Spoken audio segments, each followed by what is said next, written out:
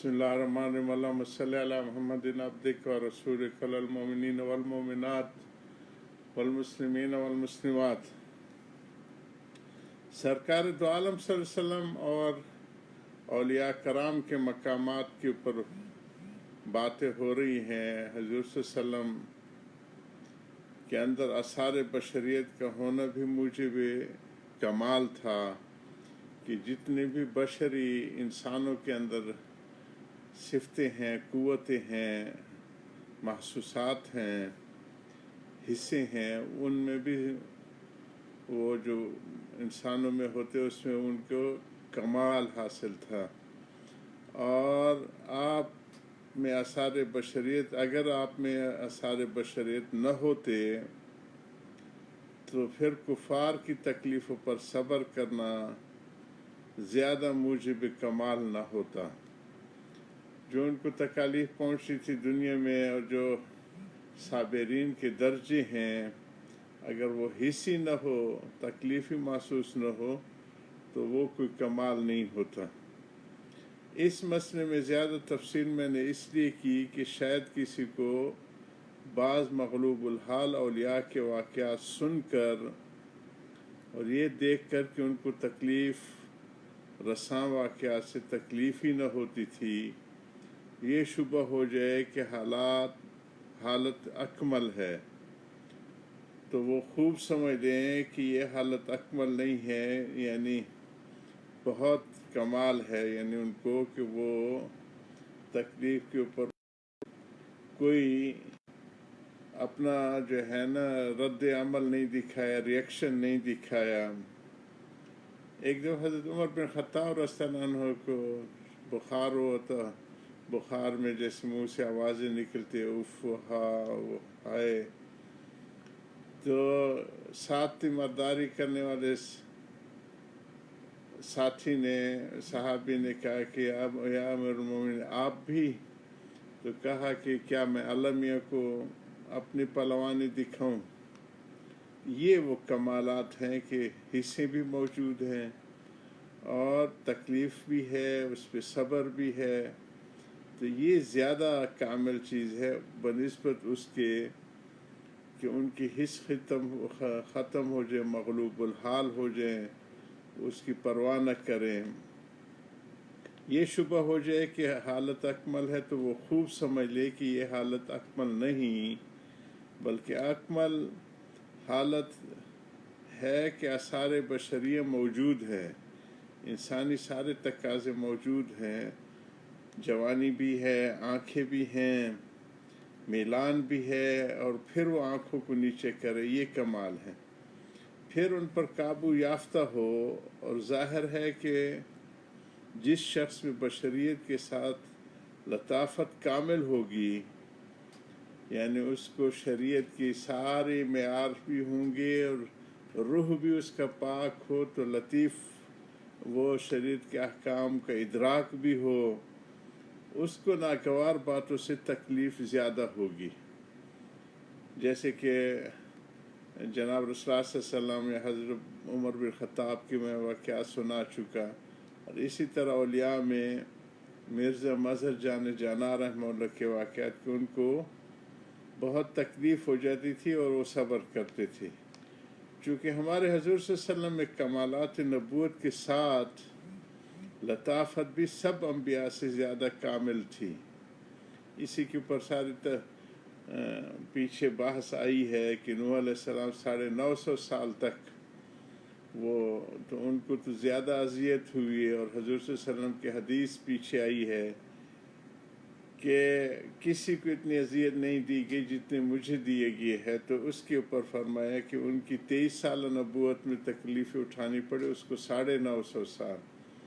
इस पे हज़रत फरमा रहे हैं कि वो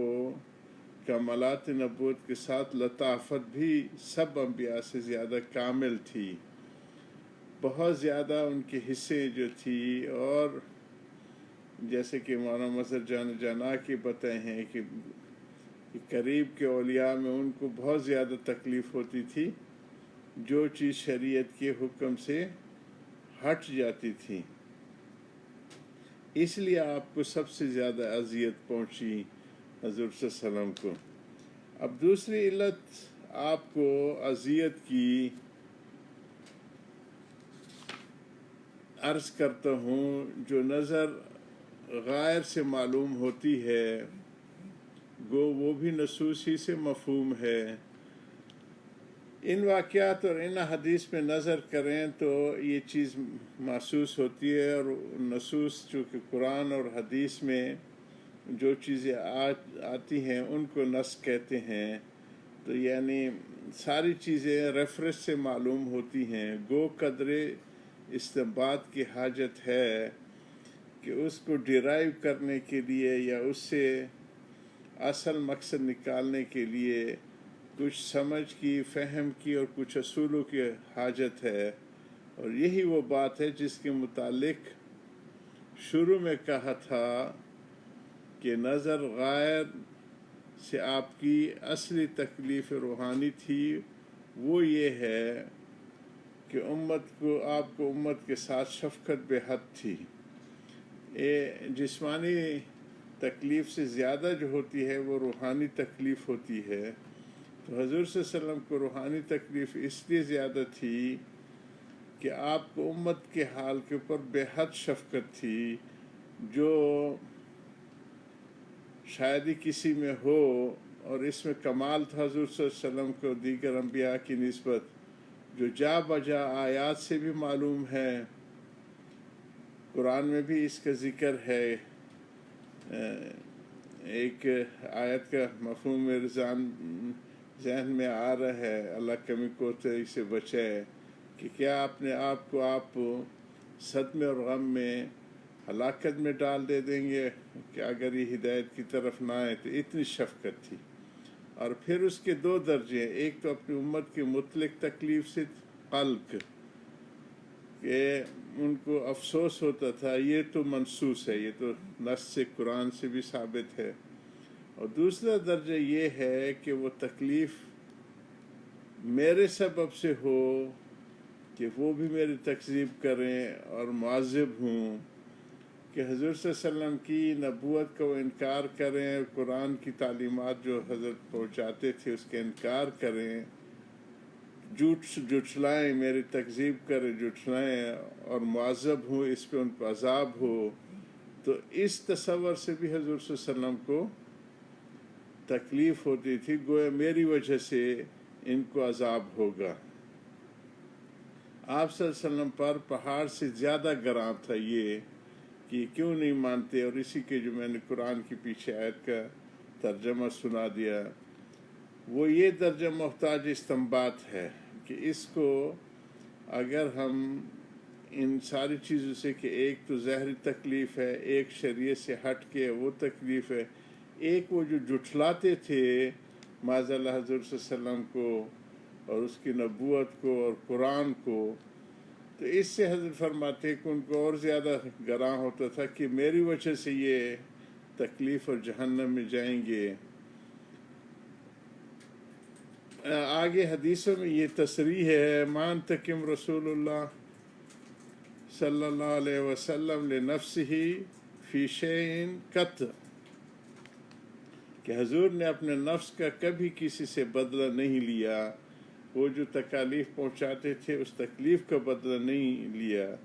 اور طائف کے واقعے میں وارد ہے کہ جب وہاں آپ کو کفار نے تکلیف دی تو جبرائیل علیہ السلام آئے اور کہا، ان اللہ قسم قول قومک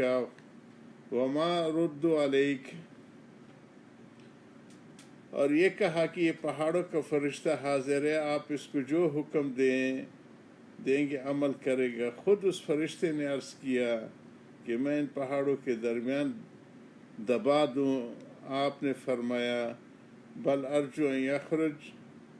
یخرج اللہ من اصلابہم من یعبد اللہ، بلکہ میں امید کر رکھتا ہوں کہ حق تعالیٰ ان کی اولادوں میں سے ایسے اولاد پیدا فرمائیں گے جو اللہ کی عبادت کریں گے۔ اس پر غور کرنے سے معلوم ہوتا ہے کہ اپنی وجہ سے کبھی کسی کی تکلیف گوارا نہیں تھی حضور صلی اللہ علیہ وسلم کو، ان باتوں کو جاری رکھیں گے شان نبوت اور شان اولیاء کے اوپر. وآخر دعوانا الحمدللہ رب العالمین.